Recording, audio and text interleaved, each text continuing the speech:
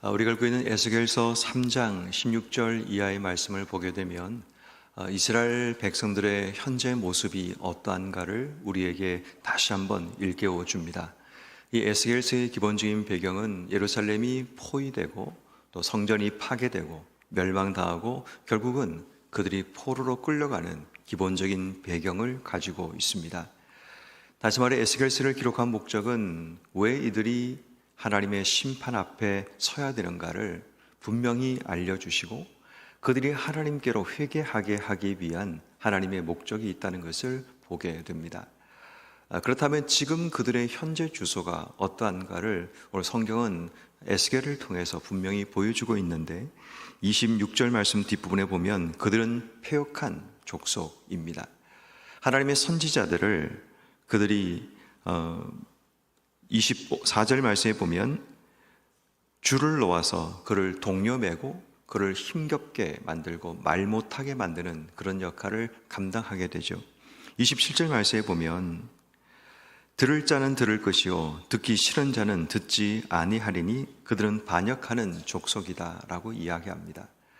그들은 패역한 족속이고 또 하나님께 반역하는 족속입니다. 들을 수 있는 자는 듣고 듣지 않는 자는 듣지 않는 하나님 말씀에 대해서 그들이 취하는 행동들이 이렇게 되는 겁니다.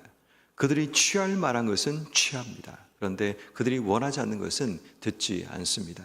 이 말은 바꾸어 얘기하면 자신에게 유리하고 자신에게 이익이 되고 자신에게 도움이 되는 것은 그들이 들으려고 합니다. 근데 자신이 듣기가 불편하고 또 그들의 마음속에 걸림이 되는 것들은 듣지 않으려고 합니다.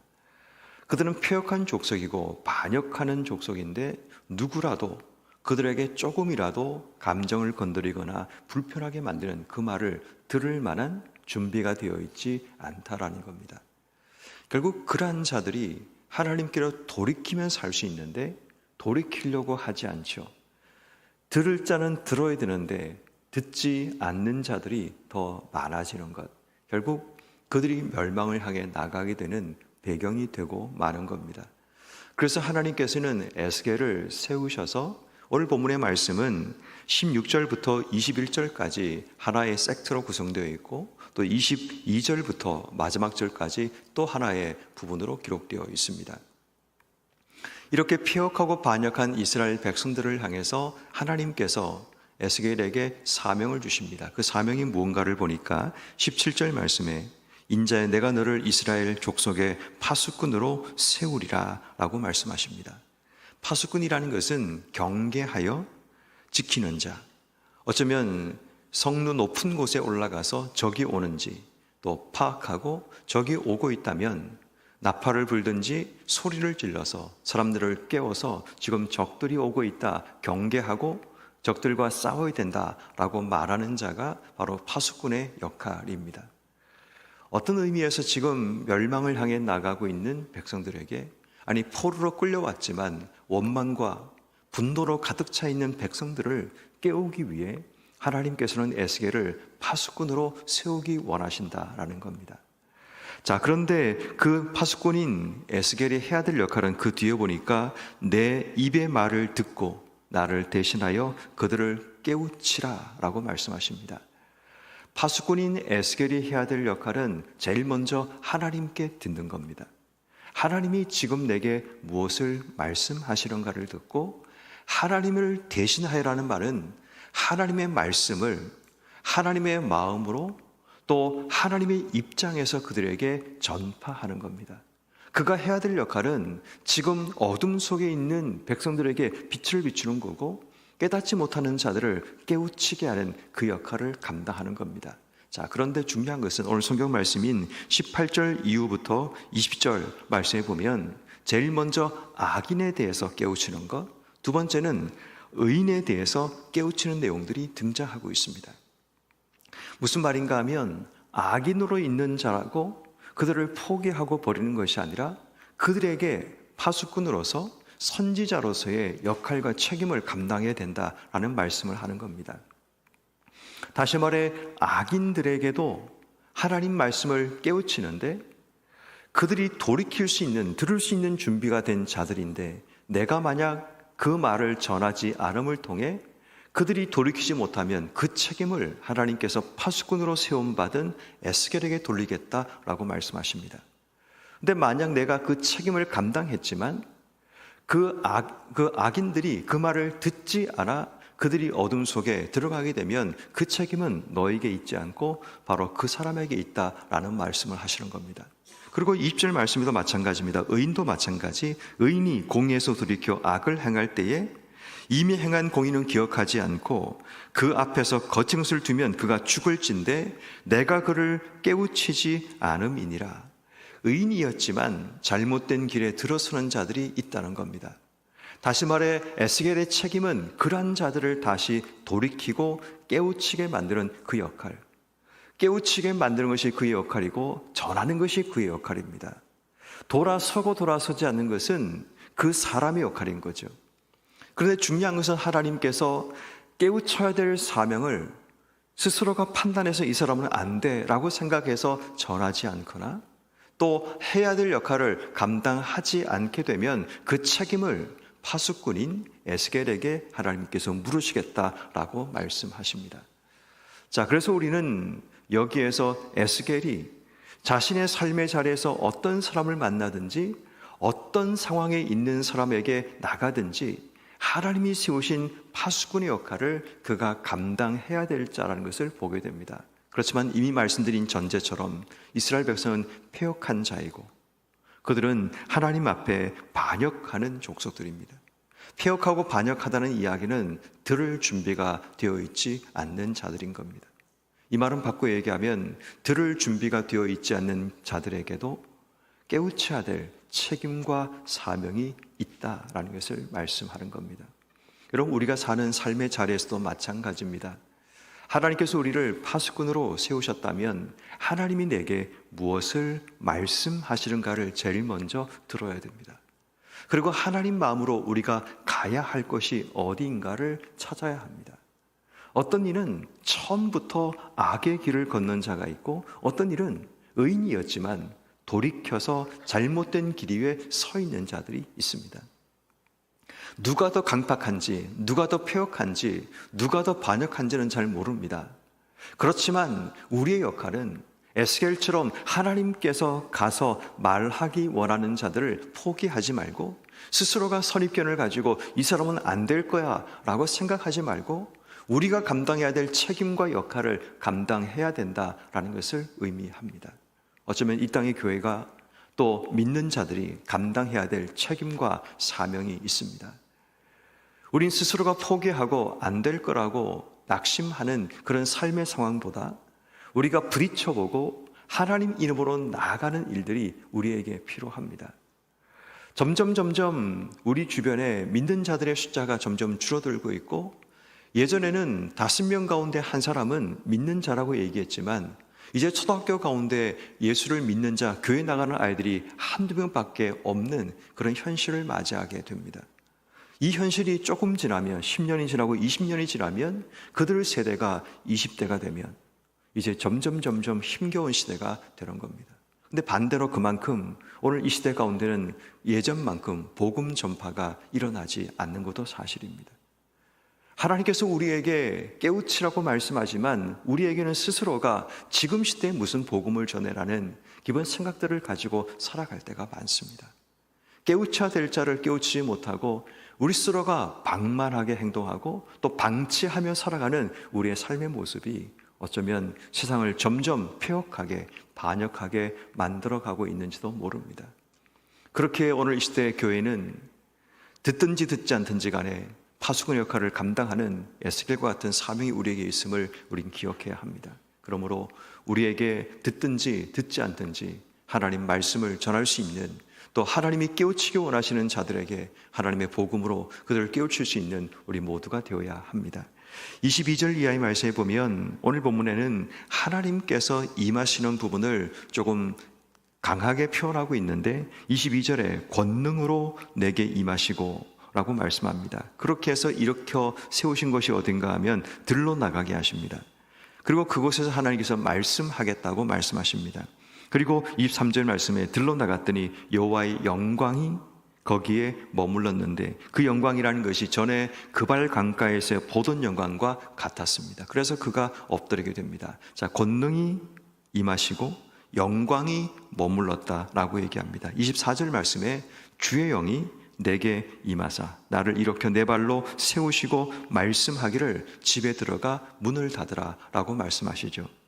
그랬더니 자, 잘 보십시오. 권능으로 영광으로 주의 영이 임해서 나를 들어가게 하셨는데 25절 무리가 내 위에 줄을 놓아 너를 동여맨다 라고 얘기합니다.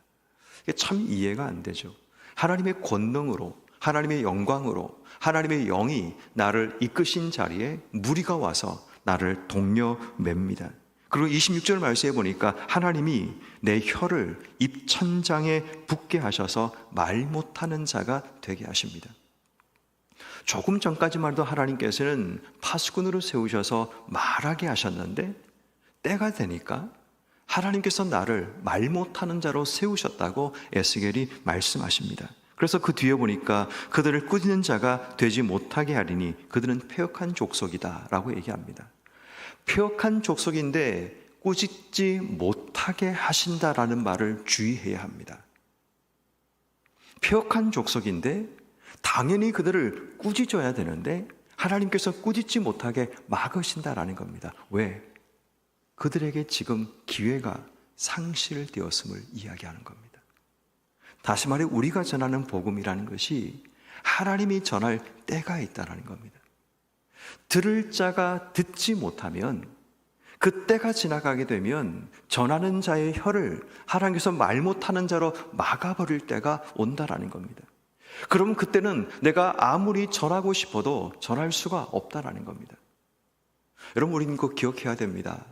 그래서 저는 가끔씩 이제 부모님들이 병원에 계시다라는 이야기를 듣게 되면 꼭 그분들에게 하는 말이 복음 전하셨습니까? 라고 묻습니다. 시간은 얼마나인지 모르겠지만 그분들에게 요양병원에 들어가시기 전에 아직 의식이 있을 때 자기 의지로 뭔가 말할 수 있을 때 하나님 복음 전하셨습니까? 예수 그리스도를 구주로 영접하는 그 확신과 믿음 분명하게 고백하게 하셨습니까? 그 얘기를 꼭 묻습니다. 그리고 꼭 하시라고 말씀드립니다. 왜냐하면 시간이 점점 지나게 되면 자기 의지로 고백할 수 있는 기회가 사라질 수 있기 때문입니다. 그러면 그분이 돌아가시고 나면 자녀들의 마음속에는 확신과 믿음이 아니라 불안과 두려움이 생깁니다. 교회를 나오셨기 때문에 천국 간다라는 생각은 있지만 확신이 들지 않는 거죠. 그러면 그때마다 우리의 마음속에 더 큰 불안이 생깁니다. 과연 우리가 천국 갔다라고 남들이 볼 때는 포장해서 말할 수는 있지만 정말 이분이 천국 갈 수 있을까? 천국 가실까? 그 두려움이 우리 마음속에 생겨나는 겁니다. 그래서 시간이 날 때마다 복음에 대한 부분을 확인하셔야 됩니다. 특히 연세가 드실수록 이 부분은 반드시 확인하셔야 됩니다. 직분 상관없습니다. 목사라도 물어야 됩니다. 왜냐하면 우리의 삶이 오늘 성경이 말하고 있지 않습니까? 의인이 공의에서 돌이키는 때가 온다라는 겁니다. 열심히 교회에서 사역하고 열심히 하나님을 위해서 일했던 사람인데 어느 순간 그의 삶이 하나님께로 돌이킬 때가 올 수 있다는 겁니다. 그게 드러나는 부분이든 드러나지 않는 부분이든 나타날 수 있기 때문에 말 못하는 자가 되어 그에게 기회가 주어지지 않을 때가 분명히 온다는 겁니다. 그렇기 때문에 우리는 때를 얻든지 얻지 못하든지 이 복음을 전하는 지혜가 우리에게 필요한 겁니다. 그다음 오늘 이 말씀 우리에게 무엇을 말씀하고 있을까요? 오늘 본문의 말씀을 세 가지 키워드로 정리할 수 있습니다. 하나는 책임, 두 번째는 통로, 세 번째는 통제라는 단어로 이야기할 수 있습니다. 첫 번째는 하나님께서 우리에게 책임을 주셨다는 사실을 기억해야 됩니다. 하나님의 파수꾼을 세우셔서 악인이든 의인이든 하나님께서 우리를 통해서 그들을 깨우쳐야 될 책임을 우리에게 주셨다는 것, 오늘 우리가 기도해야 될 제목이고 우리가 기억해야 될 사명입니다. 나에게는 하나님의 파수꾼으로 세우신 하나님의 책임 있는 자라는 그 사실을 기억해야 합니다. 그래서 우리는 하나님의 통로로 이 땅 속에 세움받은 자라는 이 통로의 사명을 기억해야 됩니다. 하나님의 권능이 내게 임하시고 또 하나님의 영광이 내게 임하시고 하나님의 영이 이끌어 가시는 대로 우리의 삶이 순종하며 걸어가는 통로가 되어야 됩니다. 하나님이 나를 통해 말하게 하시는 자가 되든 말 못하게 하는 자가 되게 하든 그것은 중요하지 않습니다. 내가 하나님의 통로라는 사실을 기억해야 됩니다. 에스겔은 파수꾼으로 세워질 때도 하나님의 통로였고 말 못하는 자가 되고 입천장이 붙어버려서 말하지 못하는 자가 되었을 때도 하나님의 통로입니다. 그런데 오늘 성경 말씀에 보니까 27절 말 못하는 자가 되었을 때 27절 말씀 이렇게 말하죠. 내가 너와 말할 때 내 입을 열리라 라고 말씀하십니다. 우리가 하나님의 통로이기 때문에 하나님과의 통로는 막히지 않는다는 겁니다. 때론 우리의 삶이 쌍 가운데 역할을 감당하지 못할 수 있습니다. 하나님께서 우리의 통로로 나를 세우셨기 때문입니다. 하나님이 때론 우리에게 말하게 하실 수도 있고 말하지 못하게 할 수도 있습니다. 그것은 중요하지 않습니다. 하나님께서 계획하신 거라면 우리는 순종하며 나가야 됩니다. 그래서 우리는 내 스스로가 말하고 싶다고 말하는 것이 아니라 하나님께서 말하게 하실 때만 말하는 통제된 삶이 필요한 겁니다. 오늘 우리의 입이 하나님 안에 통제되어야 됩니다. 하나님이 내게 말하게 하실 때는 입을 열어 말을 해야 되고 하나님께서 내 입을 막으실 때는 오늘 통제되는 지혜가 필요합니다. 그런데 우리가 하나님의 생각과 상관없이 내 생각대로 말을 하고 내 생각대로 행동하지 말고 우리가 하나님의 통로이기 때문에 당연히 하나님의 통제 안에 있는 삶을 살아가야 한다는 것. 그래서 우리는 하나님의 통로로 통제된 우리의 삶을 통해 책임을 감당하는 하나님의 사람이 되는 것, 오늘 주시는 한 줄 키워드입니다. 그러므로 오늘 하루 삶을 살아가시면서 우리 모두가 하나님의 통로라는 사실을 기억하고 내 입은 하나님께 통제되는 삶을 살아감을 통해 내게 주신 삶의 자리에서 하나님 맡기신 책임을 감당하는 그런 자가 되기 위해 기도함으로 오늘도 우리를 통해 깨우치고 또 세워지고 죽은 영혼이 살아나는 복된 삶이 되기를 주님의 이름으로 축원합니다. 주시면